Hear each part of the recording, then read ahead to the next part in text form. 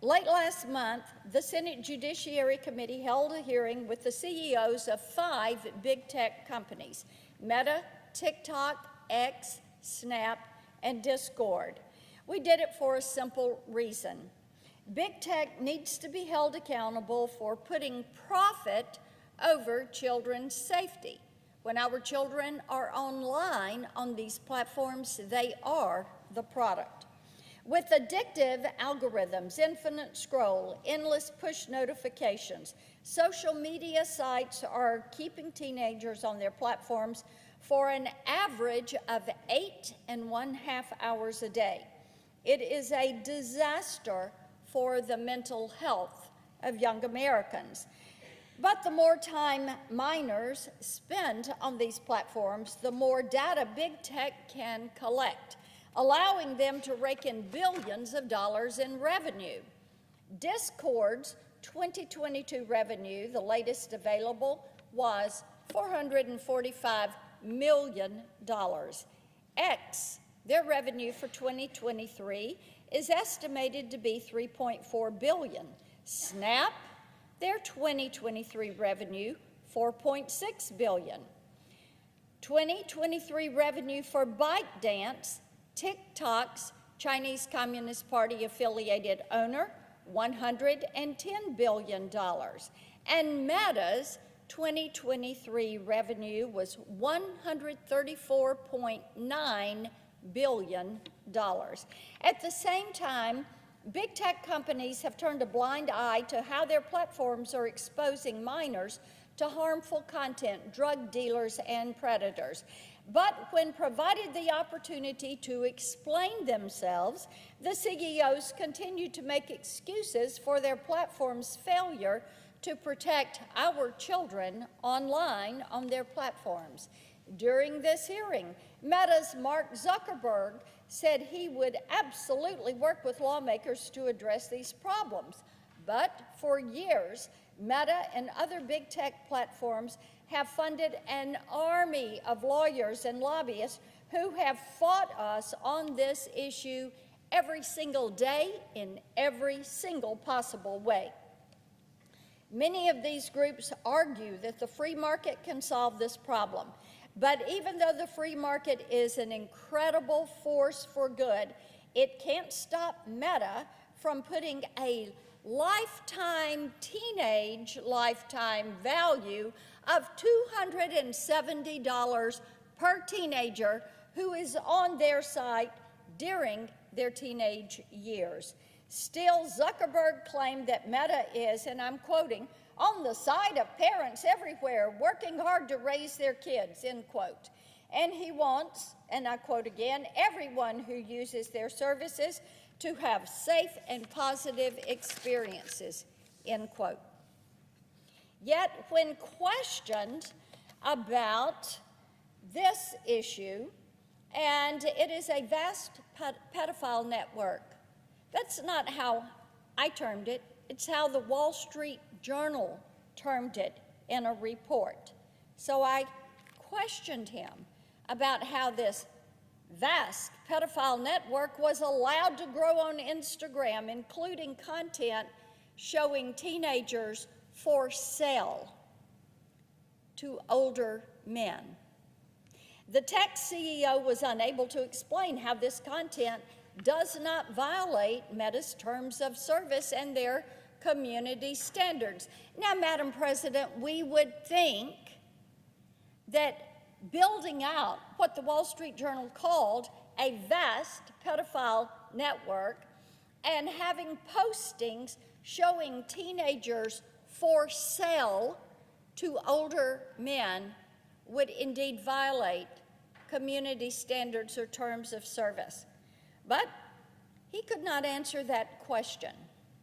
Instead, he insisted that his company is not perfect, his choice of words. I got to tell you, that is a huge understatement. Just last month, newly released internal documents revealed that Meta executives refused to take action after learning that their algorithms connected children with potential child predators. According to the documents, which were revealed through a lawsuit brought by the New Mexico Attorney General against Meta, Meta executives refused to act even though they knew about this and knew that 100,000 minors were receiving sexually abusive content from adults on their platform every single day. Think about those numbers. And last week, the Wall Street Journal reported that last year, Meta employees warned executives that Facebook and Instagram's paid subscription service enabled child exploitation by likely pedophiles. But the company pushed ahead with this feature anyway, even though they knew it was endangering children. These are stunning revelations. They corroborate the testimony from Facebook whistleblower Arturo Bejar, who testified before the Senate Judiciary Committee last November. Bejar is a former engineering director at Facebook. He told us that Meta executives knew that millions of teens face bullying, eating disorder content, solicitation of lethal drugs, and sexual exploitation on their platforms while they are using those platforms.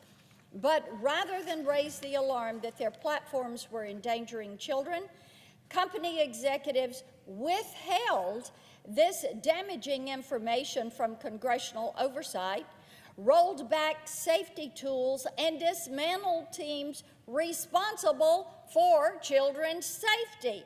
In other words, they chose to make the problem worse instead of fixing it. Why did they do that? Because when our children are on their platforms, our children are the product. They're the product. They mean money. Remember that $270 per teen amount that they subscribe? That's a value.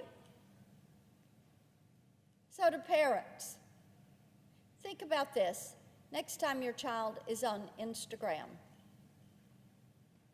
Meta sees them as a $270 profit.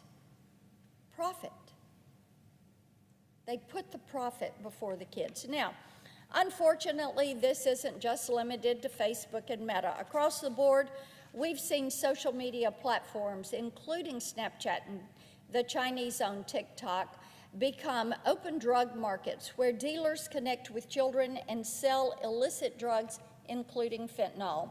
We've heard from countless families from across the country who have seen their children die from suicide after facing relentless bullying on social media, and we've seen digital platforms become havens for sex traffickers and child predators who use social media to prey on the most vulnerable among us. For years, big tech companies have made empty promises about how they will address the rampant abuse, the malicious content, criminal activity on their platforms. But you know what? Nothing has changed. Big tech has proven they can't police themselves. They won't act, so it's imperative that Congress step in. Over the last 3 years, Senator Blumenthal and I have crafted the Bipartisan Kids Online Safety Act, which would provide parents and children with the tools, safeguards, and transparency they need to protect against these online harms.